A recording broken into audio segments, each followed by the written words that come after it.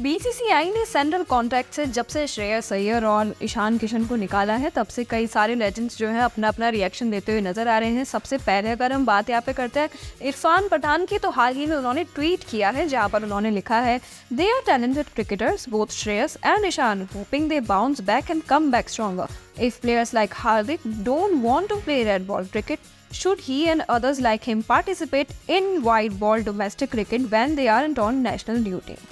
बिल्कुल, अगर बात करी जाए हार्दिक पांड्या की तो 2023 के वर्ल्ड कप में वो चोटिल हो गए थे और उसके बाद ज़्यादातर मौकों पर वो प्रैक्टिस करते हुए नजर आए थे। हालांकि वो मैच फिट हो चले थे, लेकिन कहीं ना कहीं खबरें आ रही थी कि वो आईपीएल से कमबैक करेंगे। लेकिन जब सेंट्रल कॉन्ट्रैक्ट को लेकर बहुत ज़्यादा वाद विवाद बढ़ गया तो इसी बीच डीवाई पाटिल T20 कप में ईशान किशन और हार्दिक पांड्या नजर आए। ये दोनों ही जो है उर्विका कुछ दिन पहले प्रैक्टिस करते हुए नजर आ रहे हैं। सबसे बड़ी बात जो तब यहाँ पे सामने आती है वो यही है कि जब श्रेयस अय्यर, हार्दिक पांड्या और जो ये तीनों ईशान किशन जो है, ये तीनों ही एक तरीके से खेलते हुए नजर आते हैं। तीनों ही जो है सिर्फ आईपीएल के लिए हैं, बाकी किसी उसके लिए नहीं है। तो ऐसा भेदभाव क्यों? हार्दिक पांड्या को इतनी प्रायोरिटी क्यों दी जा रही है और इन दोनों को क्यों नहीं प्रायोरिटाइज किया जा रहा है? सबसे बड़ी बात यही है। और यहाँ पर अगर हम ग्रेड ए की बात करते हैं तो 7 करोड़ मिलते हैं एक प्लेयर को। A+ की मैं यहाँ पे बात करूंगी। ए की अगर हम बात करते हैं तो 5 करोड़, ग्रेड बी में 3 करोड़, ग्रेड सी की जो कैटेगरी है उसमें 1 करोड़ हर एक प्लेयर को मिलते हैं। तो इस हिसाब से अगर देखा जाए तो हार्दिक पांड्या को 5 करोड़ जो है वो साल के मिलेंगे, ये फिक्स अमाउंट है। उसके अलावा आईपीएल में वो 16-17 करोड़ रुपए यहाँ पर लेते हुए नजर आएंगे। हार्दिक पांड्या ने जो है एक यूट्यूबर को इंटरव्यू दिया था और उसमें उन्होंने कुछ बातें कही थी, तो वो जरा देख लेते हैं। पहली लाइन में पढ़ देता हूँ। उसमें उन्होंने कहा था कि one thing my fans doesn't know about me is that I don't go out. उन्होंने कहा कि मैं बहुत ज़्यादा बाहर जाता नहीं हूँ। यहाँ पर वो ये भी कहते हैं कि I'm a homeboy, I have already been out in last 3 or 4 years. The only occasions I have stepped out is when it's been unavoidable. Something happened with my friends. There was the time when I did not step out of the home for 50 days. I don't even see the home lift.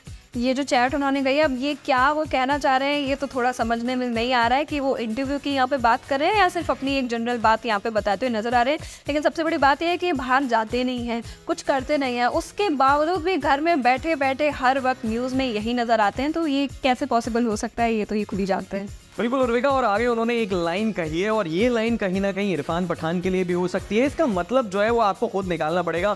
Fans क्या reaction दे रहे हैं इस line को लेकर वो भी हम बात करेंगे। उन्होंने कहा है कि मैं कभी मीडिया में कमेंट करता नहीं हूँ, तो मैंने कभी किया नहीं और ना मेरे को इससे कोई फर्क पड़ता है। आई डोंट बॉदर अबाउट कि मीडिया क्या दिखा रहा है, क्योंकि जो मीडिया है वो उनके मेरे को लगता है कि उनके कोई रिएक्शंस लेते हुए नजर आते हैं। लोग उन्हीं पे रिएक्ट करते हैं तो वो अपने रिएक्शंस पे थोड़ी ना खुद से रिएक्शन देंगे।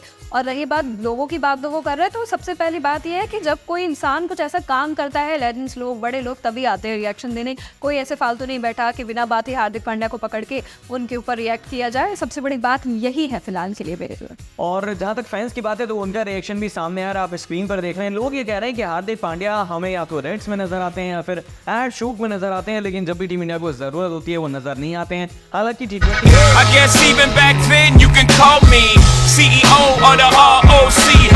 आईपीएल में पूरी तरह से फिट नजर आएंगे और अगर नजर आएंगे तो उनका परफॉर्मेंस जो है वो किस तरीके का रहने वाला है। जैसा कि आपने बोला कि हर वक्त जो है एड शूट कर रहे होते हैं या कुछ और कर रहे होते हैं, तो जाहिर सी बात है कि रिएक्शन देने का उनके पास टाइम होगा ही कैसे, मीडिया इंटरेक्ट करने का टाइम कैसे ही होगा।